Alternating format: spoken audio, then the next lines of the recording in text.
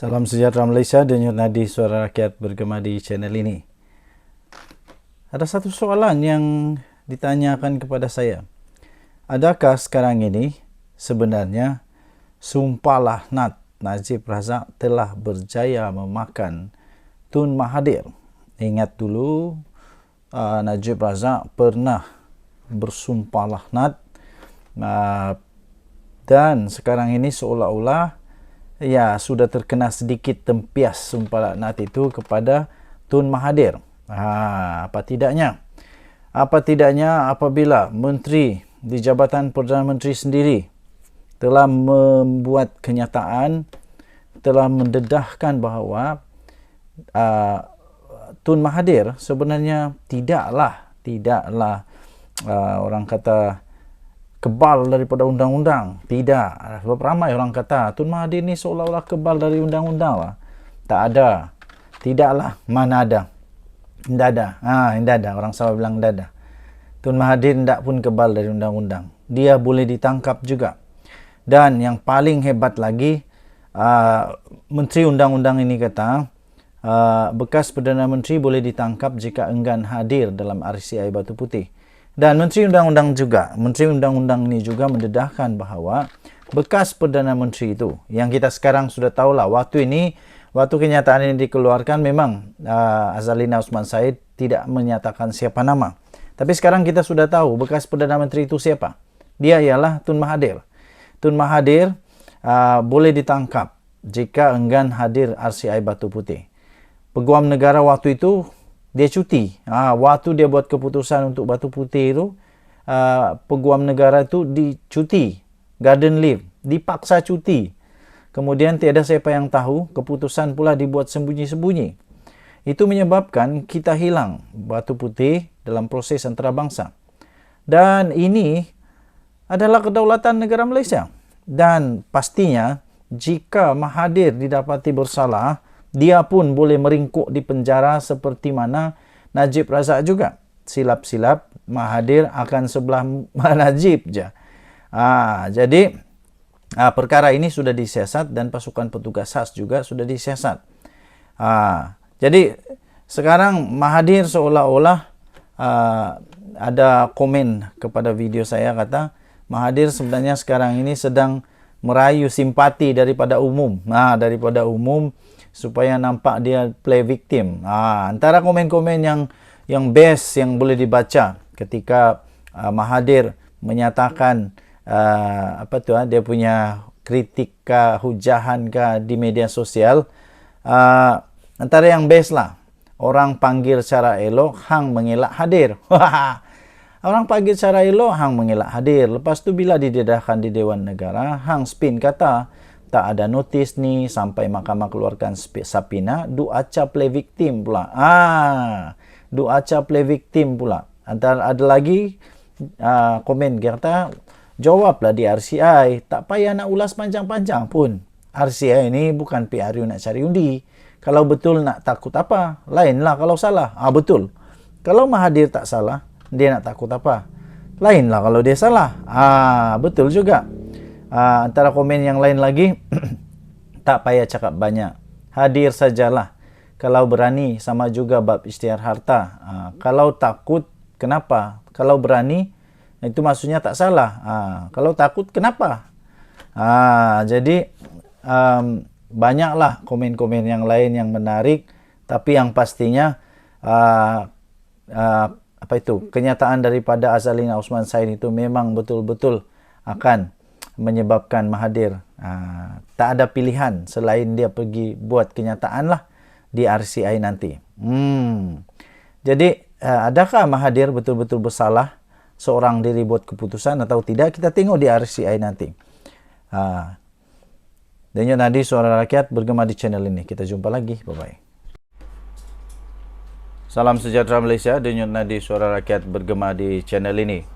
Wow, ada tajuk terbaru. Saya suka dengan tajuk ini, persoalan yang cukup jelas.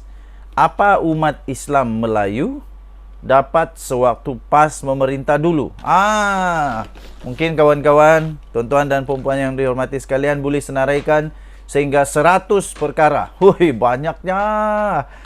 banyaknya umat Islam Melayu dapat waktu pas memerintah dulu. Oi, banyaknya. Mungkin boleh senaraikan. Atau ada pula orang yang sampai 1 pun tak boleh senarai.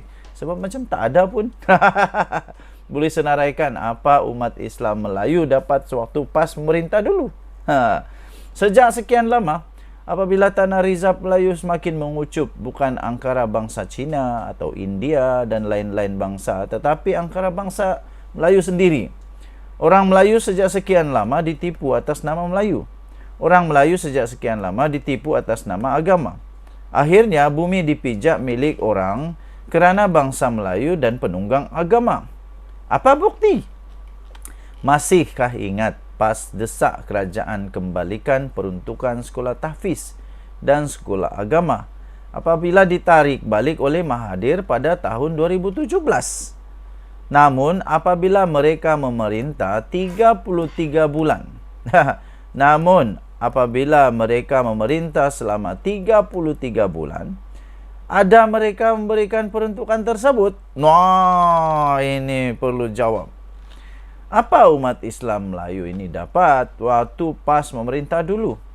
Yang mereka dapat pas bekerjasama dengan Mahathir yang menarik peruntukan tersebut. Akhirnya Datuk Seri Najib Tun Razak. Akhirnya Datuk Seri Anwar Ibrahim yang mereka hina siang dan malam, tanpa pas mendesak, telah mengembalikan geran bantuan sekolah agama rakyat di bawah JAKIM.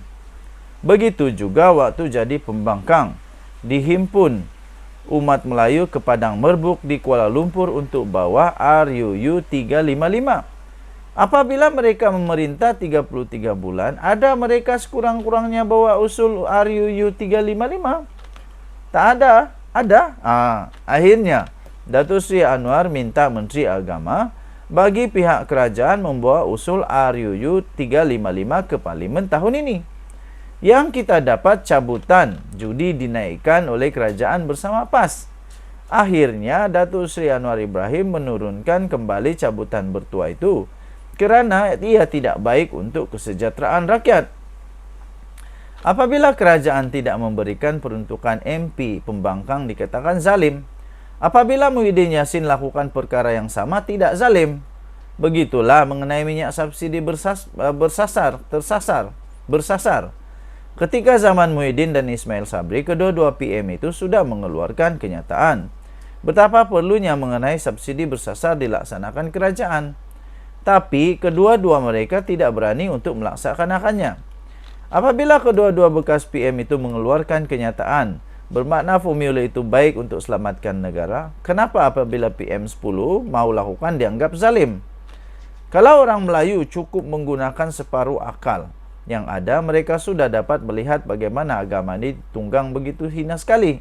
Bukan sahaja dapat melihat agama dipergunakan, malah rakyat diperbodohkan oleh minda hanya untuk kepentingan politik. Baru-baru ini kita dengar pegawai pejabat tanah menipu 649.2 hektar tanah rizab Melayu di Perak. Hilang begitu sahaja tanah yang begitu luas kerana ada yang sanggup menipu hak milik tanah rizab Melayu. Seperti biasa, bab salah guna kuasa ini tidak perlu disebut nama atau wajah. Saya sudah tahu barangkali adalah siapa yang penggadai tanah rizab Melayu itu. Adakah Anthony Locke?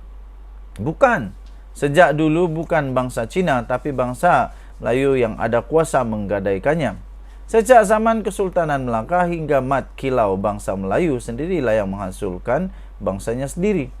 Mereka hanya kambing hitamkan bangsa-bangsa lain untuk menghalalkan cara atau divert isu daripada isu yang sebenar. Itu ditulis di harapandaily.com, ya, harapandaily.com, ditulis oleh Norman Radzwan, 2 Jun 2024. Tajuk dia, apa umat Islam Melayu dapat waktu pas memerintah dulu. Okey, ini pendapat adalah pendapat daripada penulis dan bukan pendapat daripada channel ini, The Twin TV. Saya hanya bacakan, terpulang pada anda apa pendapat masing-masing. Denyut nadi suara rakyat bergema di channel ini. Kita jumpa lagi. Bye-bye.